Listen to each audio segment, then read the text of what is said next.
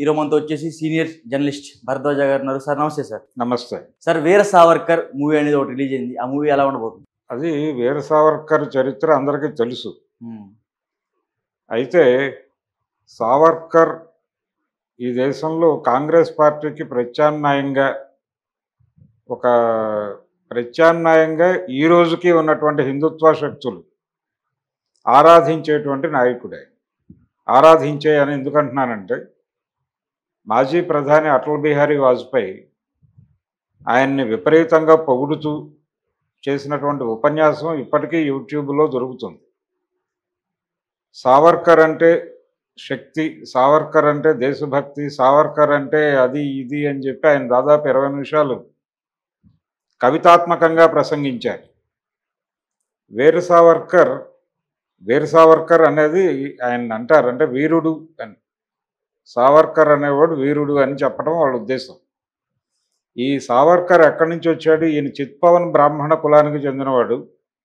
మహారాష్ట్ర నాసిక్ ప్రాంతంలో పుట్టాడు ఆయన, రత్నగిరి ఆ ఏరియాలో. ఆ తర్వాత ఆయన పూనాలో చదువుకున్నాడు, ఫెర్గూసన్ కాలేజీలో చదువుకున్నాడు. ఆ తర్వాత లా చేయటానికి లండన్ వెళ్ళాడు ఆయన. లా చేయటం అనేది ఒక నెపం మాత్రమే. అక్కడ ఉన్నటువంటి లండన్లో ఉన్నటువంటి విప్లవకారులతో కలవటము, వాళ్ళ నుంచి కొంత ఆయుధాలకు సంబంధించిన జ్ఞానం పొందటానికి వెళ్ళాడు అనేది వాస్తవం. ఆయన ఇండియా హౌస్లో ఉన్నాడు. అక్కడ ఇండియా హౌస్లో ఉంటూ ఆయన భారత ప్రథమ స్వతంత్ర పోరాటం అని చెప్తారు. 1857 సిపాయిల తిరుగుబాటు. అది సిపాయిల తిరుగుబాటు గానో లేకపోతే ప్రథమ భారత స్వతంత్ర పోరాటంగానో చెప్పటం తప్పు అనే అభిప్రాయంతో పుస్తకం రాశాడు ఆయన సావర్కర్. ఆయన అభిప్రాయం ఏమిటంటే, ఆ రోజున కమ్యూనికేషన్ నెట్వర్క్ లేక సమాచారం ఒకళ్ళ నుంచి ఒకళ్ళకి సరిగా చేరలేదు. కానీ ఆ సమయంలో బ్రిటిష్ పార్లమెంటు భయపడే లెవెల్ వైలెన్స్ జరిగింది భారతదేశంలో, సైనిక తిరుగుబాటు అని చెప్తున్నారు. కానీ ఈ 1857లో జరిగినటువంటి తిరుగుబాటులో చాలామంది బ్రిటిషర్స్ చంపేయటం జరిగింది. వాళ్ళని చంపేశారు స్థానిక ప్రజలు. దీనికి బ్రిటిష్ పార్లమెంట్ భయపడింది. అంటే ఈ చనిపోయిన వాళ్ళ విడోస్ ఉంటారు కదా, ఈ చనిపోయిన సైనికులు తాలూకా విడోస్, వీళ్ళందరూ బ్రిటిష్ పార్లమెంట్ మీద విపరీతమైన ఒత్తిడి తీసుకొచ్చారు. ఎందుకు మా భర్తలను తీసుకెళ్ళి మీరు అక్కడ చంపారు అని ఒత్తిడి తీసుకొచ్చినప్పుడు బ్రిటిష్ పార్లమెంట్కి ఎందుకు అక్కడ ఉండటం, వెనక్కి వచ్చేస్తే బెటర్ కదా అనే అభిప్రాయం వచ్చి, కానీ రిట్రీట్ అనేది ఇమ్మీడియట్గా ప్రకటిస్తే, మేము వెనక్కి వచ్చేస్తున్నాం అని ప్రకటిస్తే ఇండియాలో జనాలు ఒక్కసారి దాడి చేసే ప్రమాదం ఉంది రెచ్చిపోయి. అందుకని ప్లాన్డ్గా పథకం ప్రకారం రిట్రీట్ అవ్వాలి.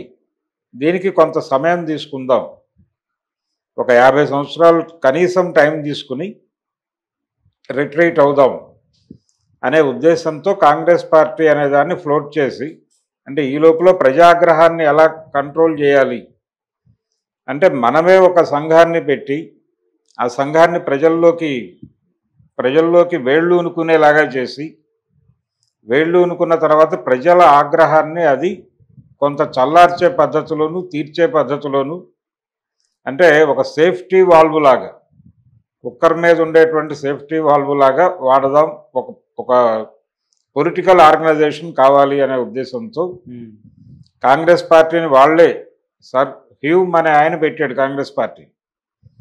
అదేంటి, మహజర్ల సంస్థ. అంటే ప్రజలు ఏదైనా ఇష్యూ మీద బరస్ట్ అయినప్పుడు దాన్ని లిఖితపూర్వకంగా ఒక విజ్ఞాపన రాసి ప్రభుత్వానికి అందజేసి ప్రజల సమస్యలు ఏదో మేరకు తీర్చే ప్రయత్నం చేయడం ద్వారా వాళ్ళని కంట్రోల్ చేయటం, ఇలా ప్రారంభమైంది. ప్రజల ఆగ్రహాన్ని ఛానలైజ్ చేయటం అనేది ఆ పార్టీ ఉద్దేశం. ఆ పార్టీ ఒక మహాత్ముడిని కూడా తయారు చేయాలనుకుంది. అందులో భాగంగా మొదట గోఖలేని ట్రై చేశారు. గోఖలే విఫలమయ్యాడు. గోఖలే కంటే కూడా గాంధీ ఆ పాత్రలో బాగా సెట్ అవుతాడని చెప్పి గాంధీని వాళ్లే ప్రమోట్ చేశారు. ఇదంతా కూడా ఒక స్క్రిప్టెడ్ ప్రోగ్రామ్ కాంగ్రెస్ పార్టీ చేసిన కార్యక్రమాలు స్వతంత్ర పోరాటం అంతా ఒక స్క్రిప్టెడ్ ప్రోగ్రామ్ అనే ఉద్దేశం ఆయనకు ఉండేది సావర్కర్కి. ఆ ఉద్దేశంతో ప్రథమ భారత స్వతంత్ర పోరాటం అని చెప్పి దాన్ని చెప్పేసి 1857 తిరుగుబాటుని ఇది రెండో స్వతంత్ర పోరాటంగా మాట్లాడుతున్నారు. కాంగ్రెస్ నేతృత్వంలో జరిగింది. ఇది దుర్మార్గం. జరిగింది ఒకటే స్వతంత్ర పోరాటం, అది 1857లో జరిగింది. ఆ తర్వాత జరిగింది కాంగ్రెస్ డ్రామా కంపెనీ, ఈ డ్రామాని నడిపించింది బ్రిటిష్ వాళ్ళు అనే అభిప్రాయం బలంగా ఉండేది ఆయన. అందుకని కాంగ్రెస్ పార్టీ సావర్కర్ని తన ప్రథమ శత్రువుగా భావిస్తుంది. కాంగ్రెస్ పార్టీ పుట్టుకే బ్రిటిష్ వాళ్ళ చేతుల్లో జరిగింది, బ్రిటిష్ వాళ్ళు పురుడు పోసినటువంటి సంస్థ అనేది ఆయన ఆరోపణ. అయితే సావర్కర్ బ్రిటిష్ ఏజెంట్ అని ఆయన మీద వీళ్ళు ముద్ర వేశారు. ఆ ముద్ర వేయటానికి కారణం ఏంటంటే ఆయన సారథ్యంలో ఏర్పడినటువంటి సంఘాలు, అంటే ఆయన ఫెర్గూసన్ కాలేజీలో చదివే రోజుల నుంచి హిందుత్వ భావనలతో ఉండేవాడు ఆయన. హిందూ మతం అనేది ప్రమాదంలో ఉంది ఈ దేశంలో, హిందువులు అణిచివేతకు గురవుతున్నారు, ముస్లిం పాలన ఈ దేశంలో 1000 సంవత్సరాలు నడిచింది, 800 నుంచి 1000 సంవత్సరాలు నడిచింది. ఈ 1000 సంవత్సరాల పాలనలో వాళ్ళు హిందూ సమాజాన్ని చాలా అణిచివేశారు, ఆ అణిచివేత నుంచి గొంతు విప్పాల్సిన అవసరం ఉంది అనేది ఒక యాంగిల్. అందుకని తమ హక్కుల కోసం బలంగా నిలబడాలి హిందూ సమాజం. ఆయన నాస్తికుడు అయినప్పటికీ హిందూ సమాజము దాని అణిచివేత గురించి మాట్లాడే ప్రయత్నం చేసేవాడు ఆయన. ఈ ప్రాసెస్లో ఆయన బ్రిటిష్ వాళ్ళ దగ్గర నుంచి ఈ దేశాన్ని స్వతంత్రం చేసుకోవాల్సిన అవసరం ఉంది, ఇవన్నీ ఈ అభిప్రాయాలన్నీ కూడా కలగలిసి ఉండేవి. వీటితో పాటు గాంధీ మీద ఒక ఆరోపణ ఉండేది ఆయన, కాంగ్రెస్ పార్టీ మీద. ఆయన ఆరోపణ ఏంటంటే వీళ్ళు హిందువులకి ముస్లింలకి ఏకకాలంలో ఏకనాయకులుగా ఎదిగే ప్రయత్నం చేస్తున్నారు. ఎట్లాగూ వీళ్ళు హిందువులే కాబట్టి, హిందువులు ఎలాగూ తమ కాంపౌండ్లో ఉంటారు కాబట్టి, కొత్తగా అట్రాక్ట్ చేయాల్సింది ముస్లింలను కాబట్టి వాళ్ళ మెప్పు పొందటానికి హిందువుల గొంతులు కోసేస్తున్నారు అనేది ఒక ఆరోపణ. ఇలా ఆయన సారథ్యంలో మదన్ లాల్ డింగ్రా అని ఒక ఆయన శిష్యుడు, ఆయన కర్జన్ అనేటువంటి ఒక బ్రిటిష్ ఆఫీసర్ని చంపేశాడు. ఈయన ప్రోద్బలం ఉంది దాని వెనకాల అనేది అందరికీ తెలిసిన విషయం. ప్రభుత్వం కూడా ఆయన మీద కేసులు పెట్టడానికి కారణం అదే. ఆ తర్వాత నాసిక్ జిల్లా కలెక్టర్ జాక్సన్ని చంపేశారు, ఈయన శిష్య పరమాణువులే చేశారు అది కూడా. ఈ 2 హత్యలు సావర్కర్ని కార్నర్ చేసినాయి. ఈయన ఇంగ్లాండ్లో ఉన్నప్పుడు మింటో మార్లే సంస్కరణలకు వ్యతిరేకంగా కూడా ఉద్యమం చేశాడు ఈయన. ఇండియా హౌస్లో ఈయన అక్కడుండి ఆయుధ సంపర్కం ఇవన్నీ చేస్తున్నాడు అనే ఉద్దేశంతో ఇండియా తీసుకురమ్మని ఈ కేసుల నిమిత్తం. ఆయన బ్రదర్ ఆల్రెడీ అరెస్ట్ అయి ఉన్నాడు, సావర్కర్ బ్రదర్. ఈయన్ని కూడా అక్కడి నుంచి తీసుకురమ్మన్నారు 1910లో. తీసుకురమ్మంటే తీసుకొచ్చేటప్పుడు ఆ ఓడలోంచి పారిపోయాడు, దూకేసి సముద్రంలోకి దూకి ఈదుకుంటూ ఫ్రెంచ్ ఓడలో చేరాడు. ఫ్రెంచ్ వాళ్ళు ఈయన్ని కట్టేసి మళ్ళీ బ్రిటిష్ వాళ్ళకి అప్పచెప్పారు.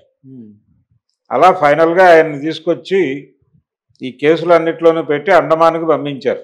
కాలాపానీ అంటారు కదా, ఆ కాలాపానీ జైలుకి వెళ్ళాడు ఆయన. జైలుకి వెళ్ళిన తర్వాత అక్కడ తీవ్రమైనటువంటి హింసలు అనుభవించాడు. అంటే నన్ను పొలిటికల్ ప్రిజనర్గా గుర్తించండి అని డిమాండ్ చేశాడు. నాకు ప్రత్యేక సదుపాయాలు ఇవ్వండి, నాకు రాసుకోవడానికి కాగితాలు ఇవ్వండి, నాకు చదువుకోవడానికి పుస్తకాలు ఇవ్వండి, పత్రికలు ఇవ్వండి, ఇవన్నీ డిమాండ్ చేశాడు. ఇవేవీ లేవు, నువ్వు అన్ని పనులు చేయాలి, నూనె గానుగలో ఎద్దుల బదులు నేను కట్టేస్తావు, నువ్వు నూనె తీయాలి, ఇవన్నీ చెప్పారు వాళ్ళు. చెప్పడం మాత్రమే కాదు, చేయించారు కూడా. ఈ క్రమంలో ఈయన నిరసన తెలియజేసిన ప్రతిసారి ఈయన్ని తీసుకెళ్ళి ఒక, ఇప్పుడు అండాసెల్ అంటారు, చీకటి గదిలో పడేసేవాళ్ళు. అలా పడేయటము, ఆ హింస, ఆ టార్చరు ఇవన్నీ గమనించిన తర్వాత ఆయనకు ఒక విషయం అర్థమైంది, మన ఇక్కడే తొక్కేస్తారు వీళ్ళు అని. కానీ మన వలన సమాజానికి చాలా మేలు జరగాల్సి ఉంది, ఇక్కడ ఉండిపోయాం మనం అనేది ఒక అభిప్రాయం ఆయనకి ఉండేది. ఈ క్రమంలోనే ఈయన జైల్లో ఉన్నప్పుడే ఈయన్ని విడుదల చేయమని గాంధీ దగ్గరికి వీళ్ళ బ్రదర్ వెళ్ళాడు, వీళ్ళ తమ్ముడు. వెడితే గాంధీ ఒక పిటిషన్ రాసి బ్రిటిష్ వాళ్ళకి ఇచ్చి బయటపడటానికి అవకాశం ఉంది, అది ఎలా రాయాలి అనేది నేను చెప్తాను, ఆ ప్రకారం రాయమని చెప్పండి అని ఒక సలహా చెప్పాడు. అయితే ఆ సలహా సావర్కర్కి చేరటానికి ముందే సావర్కర్ బ్రిటిష్ వాళ్ళతో స్నేహంగా ఉండటం మొదలుపెట్టాడు. ఈ స్నేహంగా ఉండటం మొదలుపెట్టి, మీరు చాలా ప్రజాస్వామ్య పోరాటం జరిగింది మీ దేశంలో, మీరు ఆ రోజున భూస్వామ్య సంస్కృతి మీద పోరాటం చేసి పారిశ్రామిక విప్లవానికి నాయకత్వం వహించి చాలా పెద్ద మార్పుకి నాంది పలికినటువంటి ప్రజాస్వామ్యము అనే పదం మీ దగ్గరే పుట్టింది, అలాంటి మీ నేతృత్వంలో నడుస్తున్న ఈ జైల్లో ఈ దుర్మార్గాలు ఏమిటి అని నెమ్మదిగా వాళ్ళతో ఒక డైలాగ్లోకి ఎంటర్ అయ్యాడు. అలాగే తన మీద జరుగుతున్నటువంటి అణచివేతని పేపర్లలో వచ్చేలాగా ఆర్గనైజ్ చేసుకోగలిగాడు. దీంతో కొంత ప్రభుత్వాన్ని తన వైపు చూసేలా చేసుకుని వాళ్ళతో డైలాగ్ మొదలుపెట్టి క్రమంగా పిటిషన్లు రాసి, నేను మిమ్మల్ని వ్యతిరేకించను అన్న పద్ధతిలో, అంటే అండర్టేకింగ్ రాసిచ్చాడు అనేది ఒక ఆరోపణ ఉంది ఆయన మీద. కాంగ్రెస్ పార్టీ రాహుల్ గాంధీ గారు ఈ మధ్య కూడా మాట్లాడాడు, క్షమాపణ చెప్పాలి అంటే క్షమాపణ చెప్పడానికి నేను సావర్కర్ని కాదు అన్నాడు ఈ మధ్య రాహుల్ గాంధీ గారు.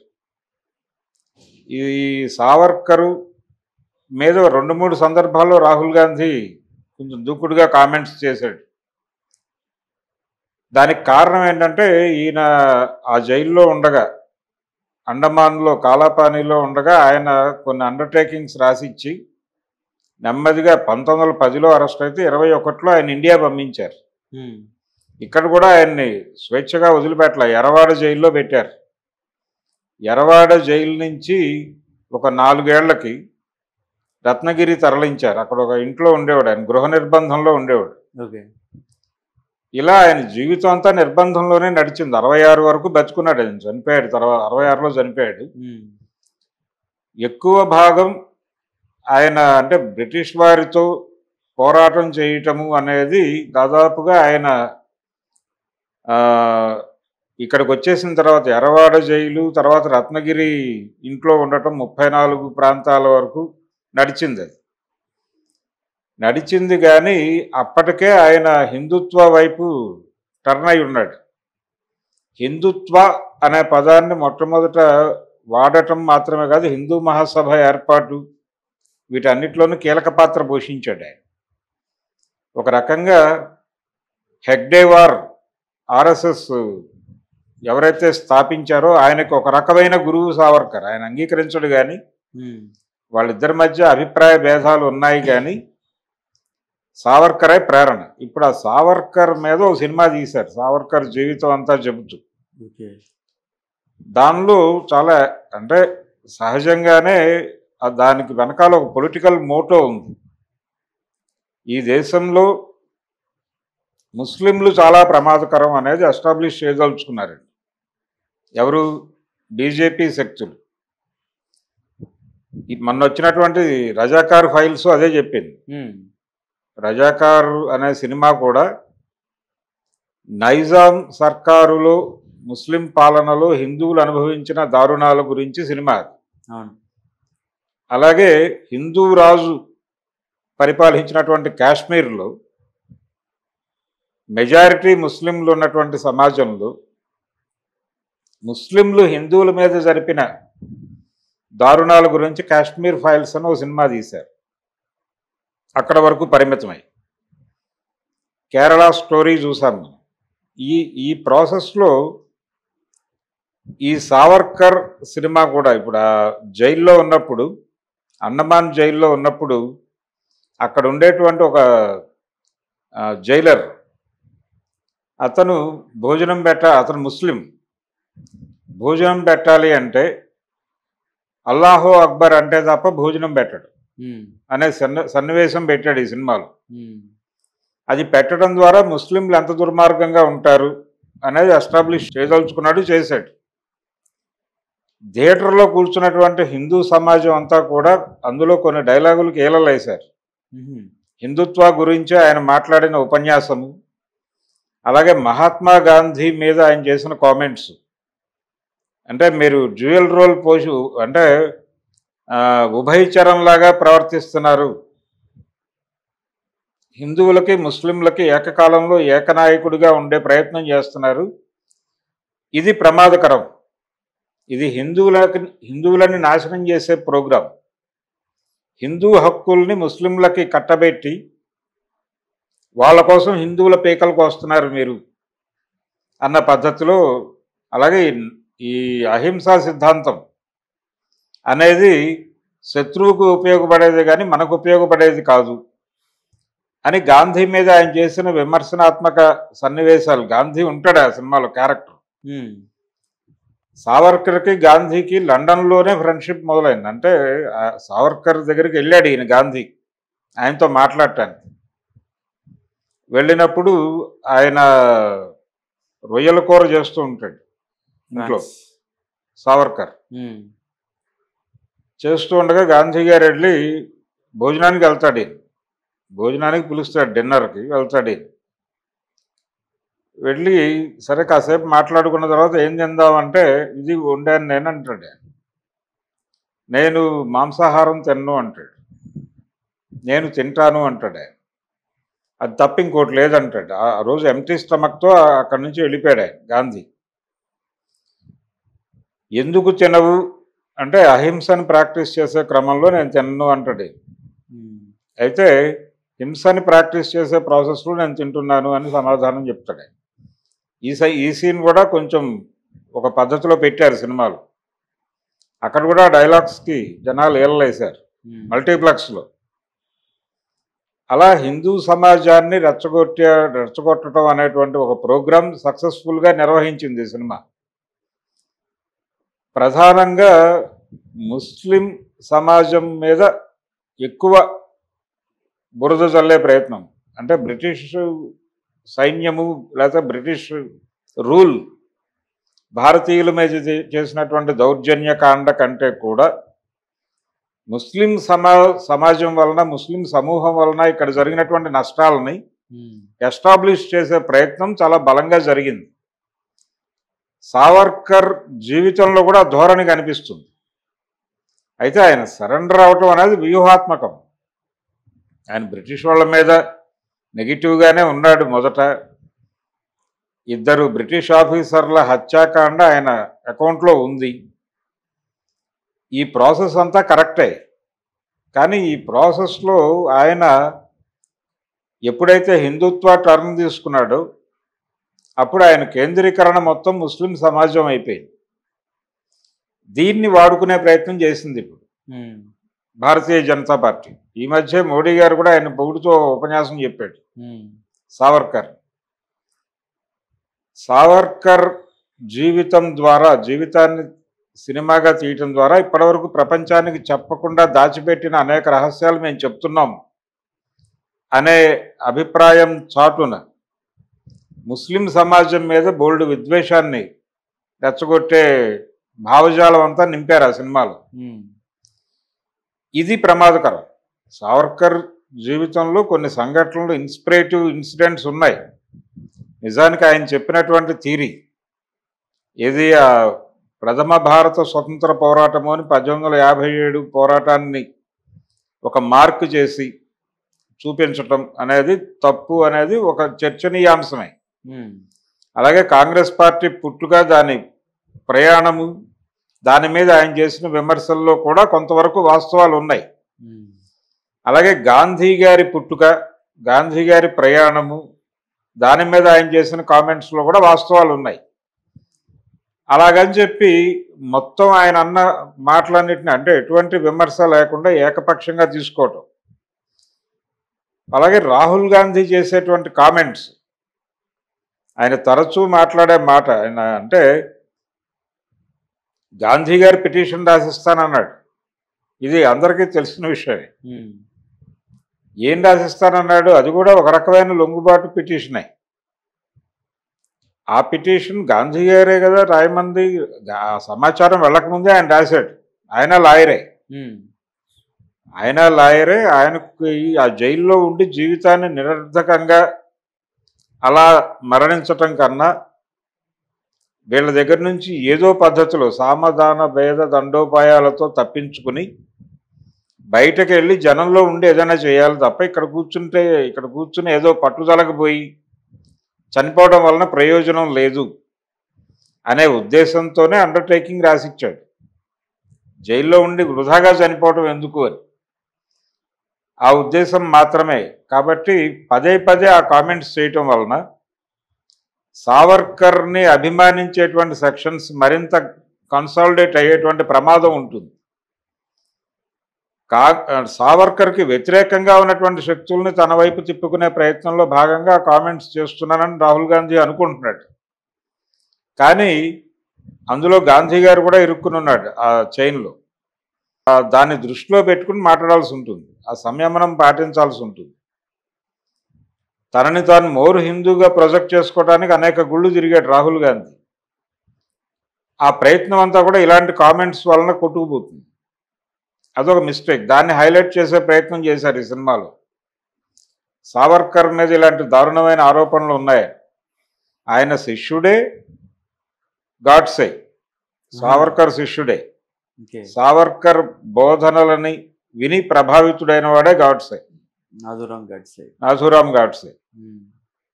ఆ రోజుల్లో ఆయన నడిపినటువంటి పత్రికలు, ఆ 2 పత్రికలకి వెనకాల ఫైనాన్స్ అంతా ఏర్పాటు చేసింది సావర్కరే.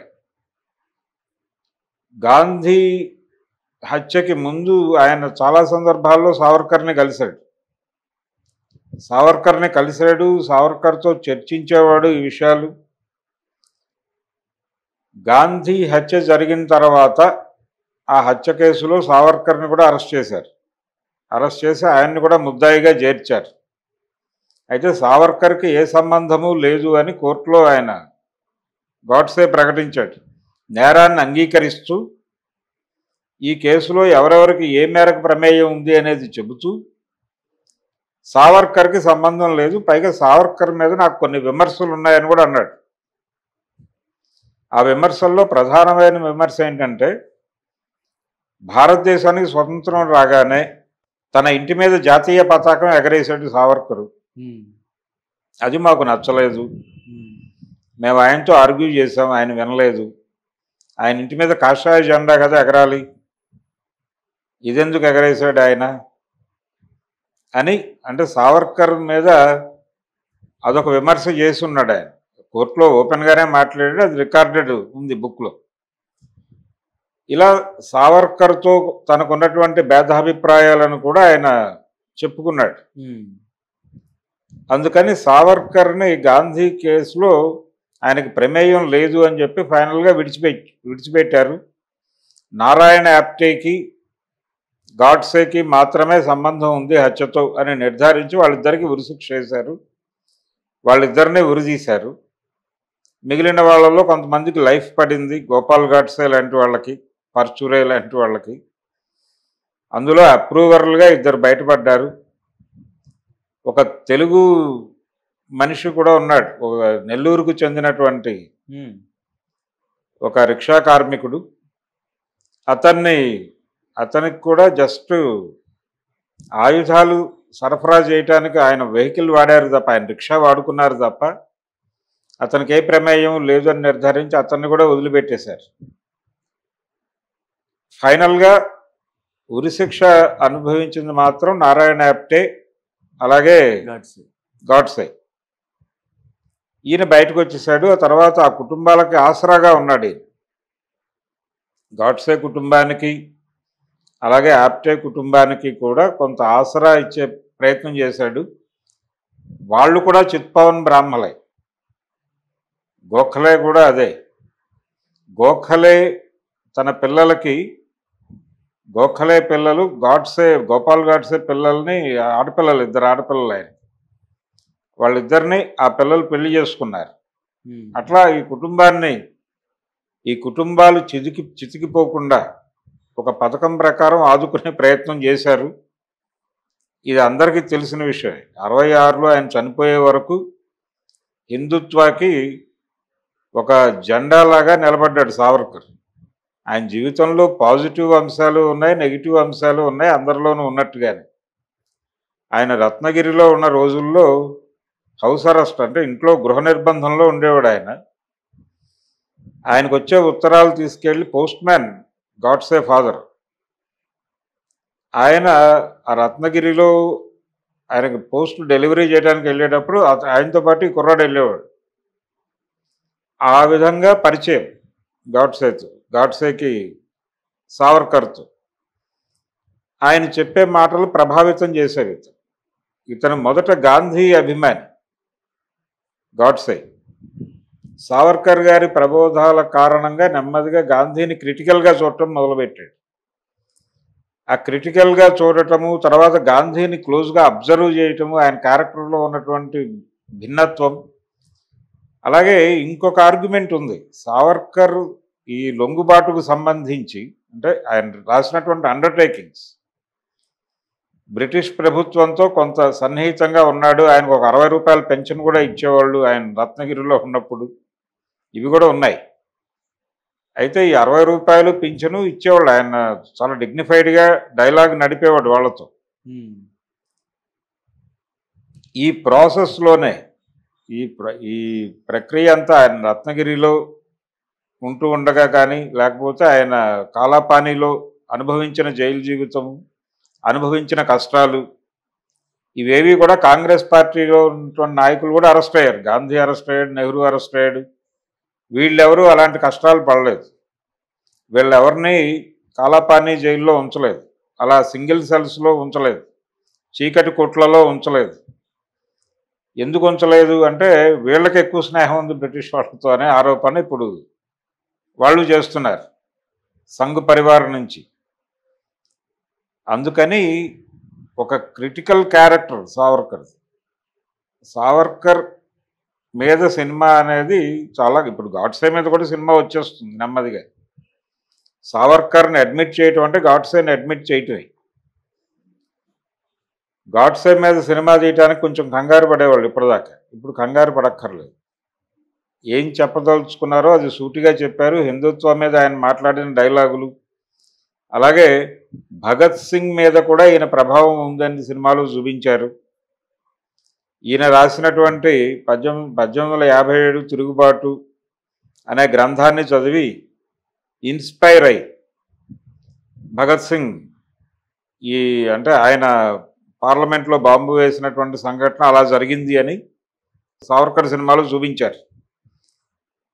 భగత్ సింగ్ అండర్టేకింగ్ రాసిచ్చుంటే బయటకు వచ్చేవాడు కదా, ఉరిశిక్షకు వెళ్ళేవాడు కదా. కనీసం ప్రాసిక్యూషన్కి అంగీకరించిన ఆయన అంగీకరించలేదు. ఫైనల్గా ఆయన ఉరితీత జరిగింది. ఆయన అలాగే సుఖదేవ్ రాజ్గురు ముగ్గురినే ఉరితీశారు. ఈ చరిత్ర అంటే భారతదేశ స్వతంత్ర పోరాట నేపథ్యంలో జరిగిన చరిత్రని సెల్యులాయిడ్ మీద చెప్పే ప్రయత్నంలో భాగంగా సావర్కర్ని అడ్డు పెట్టుకుని గాంధీ మీద, నెహ్రూ మీద దాడి చేస్తూ ఈ ప్రాసెస్లో ప్రస్తుతం ఉన్నటువంటి కాంగ్రెస్ మీద ప్రపంచానికి ఒక అభిప్రాయం కలిగిస్తూ, ఒక నెగిటివ్ అభిప్రాయం కలిగిస్తూ, వీళ్ళు నిజమైనటువంటి దేశద్రోహులు, మేము నిజమైనటువంటి దేశభక్తులం అనే అభిప్రాయాన్ని ఎస్టాబ్లిష్ చేయటం ద్వారా ముస్లిం సమాజం మీద ఒక అభద్రత, అంటే వాళ్ళ నుంచి హిందూ మతానికి ప్రమాదం ఉంది అనే అభిప్రాయాన్ని మరింత ఎంబోజ్ చేస్తూ బయటకు వచ్చేటువంటి ప్రేక్షకులకి ఈ అభిప్రాయాలన్నీ కలిగేలాగా సినిమా తీశారు. ఈ సినిమాకు వస్తున్న స్పందన చూస్తే కాంగ్రెస్ పార్టీ విజయావకాశాలు తక్కువై ఉన్నాయి అనిపించే అభిప్రాయం కలుగుతుంది సాధారణ ప్రేక్షకుడు. అంతగా ఆడియన్స్ని ఎంగేజ్ చేయగలిగాడు డైరెక్టర్ కూడా. ఎంగేజ్ చేయటం అంటే ఫస్ట్ హాఫ్ కొంత ఇబ్బందికరంగా నడిచినప్పటికీ సెకండ్ హాఫ్ చాలా ఎమోషనల్గా నడిపాడు ఈ కంటెంట్ అంతా పెట్టి. దాదాపు 3 గంటల సినిమా. ఇంకా సమయం చాలలేదు అనిపించింది. ఇంకా సమయం చాలలేదు, అప్పటికే చాలా రన్ చేశారు. అంటే ఆయన జీవితంలో ఉన్నటువంటి బహుముఖ విషయాలు, ఆయన పత్రికా రచయిత, అలాగే గ్రంథ రచయిత, మంచి కవిత్వం రాసేవాడు.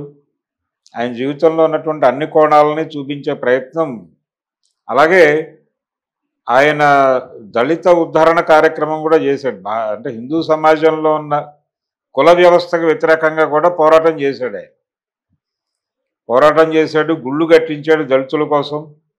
ఈ ప్రభావం కూడా గాడ్సే మీద ఉండేది. ఆయన కూడా కుల సమాజాన్ని వ్యతిరేకిస్తూ ఒక ప్రోగ్రెసివ్ ఐడియాలజీతో మాట్లాడేవాడు. ఈ క్రమం, పూణేతో ఆయనకున్నటువంటి సంబంధాలు, వీళ్ళు పూణేలో ఉండేవాడు గాడ్సే అనుకో, వీళ్ళకి ఆయనతో ఉన్నటువంటి అనుబంధం, ఇన్ఫ్లుయెన్స్, ఆయన ఇన్ఫ్లుయెన్స్లో నుంచి చేసినటువంటి కార్యక్రమాలు, ఇంకొంచెం విస్తారంగా గాడ్సే మీద సావర్కర్ ప్రభావం గురించి మరికొన్ని సన్నివేశాలు పెట్టుంటే బాగుండేది అని అనిపించింది. ఇంకొంచెం క్లియర్గా ఆ లింక్ని ఎస్టాబ్లిష్ చేసుంటే బాగుండేది అని. కానీ టైం లేదు అతను. అప్పటికే 3 గంటల సినిమా, సుదీర్ఘమైన సినిమా. ఫస్ట్ హాఫ్ని కొంచెం ట్రిమ్ చేసి సెకండ్ హాఫ్ని ఇంకొంచెం పెంచుంటే బాగుండేది అనే అభిప్రాయం. అంటే జైల్లో ఆయన అనుభవించినటువంటి కష్టాలు, దానికి ఎక్కువ సమయం కేటాయించాడు.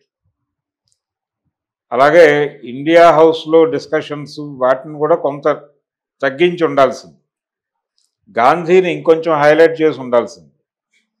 అలాగే 1857 అని ఆయన రాసినటువంటి పుస్తక నేపథ్యాన్ని మరికొంచెం వివరంగా చెప్పి ఉండాల్సింది. ఇవన్నీ పక్కన పెట్టేసి కేవలం ముస్లిం సమాజం మీద దాడి చేయటం అనే ప్రోగ్రామే హైలైట్ చేశారు. అది నెరవేరిపోయింది. జనం కూడా అదే కోరుకున్నారు. ఏం కోరుకున్నారో అదే ఇచ్చాడు ఆయన. సో ఈ సినిమా, సావర్కర్ సినిమా అనేది సినిమా కాదు, అది ఎలక్షన్ క్యాంపెయిన్. భారతీయ జనతా పార్టీకి ఓట్లు ఎందుకు వేయాలి అని జనాలకు చెప్పడం కోసం తీసిన సినిమా అది. కాంగ్రెస్కి ఎందుకు వేయకూడదు అని చెప్పడానికి తీసిన సినిమా. అంతవరకే అది చూడాలి. Okay sir, thank you sir. Thank you.